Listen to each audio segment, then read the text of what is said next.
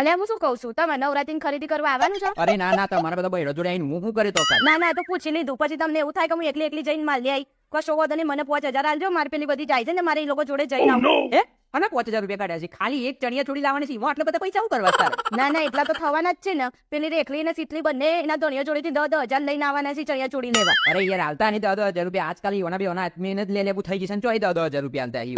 તમને બધી શું ખબર? તમે શાંતિથી પંચાયત મૂકો ને મને પૈસા આલ દો. પેલી બે નવરાત્રીમાં મજા કરશે ને મારે શું એમના અમે જોઈ રહેવાનું? અરે પણ યોની મજા ને મારી સાથે એ જ એવું વળી પાસે. એ બધું મારે નહીં જોવાનું, એ બધું તમારે જોવાનું. મને ચૂપચાપ પૈસા આલ દો, મારે મોડું થાય છે. એ બધું મરવા જોઈએ. આપણે કશું ચણિયા ચોળી પૂરી આપણે કશું લેવા જવું જ નહીં. ઘેર બધો પડી રહ્યો બરાબર. અને નાની તો કોઈ શું માન દેવાનું ફૂંકી નાખવાનું હોય. અરે ના ના જવા દો. આમ તો કોક આવે ત્યાં તો મોટી મોટી સોલવા પી જાવ કે મારા ભાઈનો નોમ રાખું છું ને તેમ રાખું છું ને. હું તો 2000 રૂપિયા ને તમારે જવું હોય તો જઈ આવજો. ના ના, એ 2000 તમે છાતીમાં બોધી રાખો. મારે હવે જવું જ નહીં. અને તમે બાર પગ મૂકીને બતાવો. આ તમારી દેખા દેખીમાં જ મારો તો મહિનાનો અડધો પગાર તો ઈમાં જતો રહેશે. મારે કોઈ જીવવાનું તો કોઈ મરી નહીં જવાનું. ના ના, જઈ મારી હોશે તમને ભરવાનું કીધું. અને કશો વાંધો નહીં, હું નવરાત્રીની ખરીદી કરવા નહીં જતી ને, તમે લેજો. એટલે હું તો આ છેડી પીય. હવે તને ચણિયા ચોળી લેવા માટે પૈસા આલું તો તું લઈ જાય ને નહીં? મને તો ખબર જ હતી તમે મને નહીં જવા દો. સોની મને હેટી થાય તો હું મારા માટે એકલા માટે નવરાત્રીની બધી ખરીદી કરી આવું છું. તું તારા જા પીએ ને.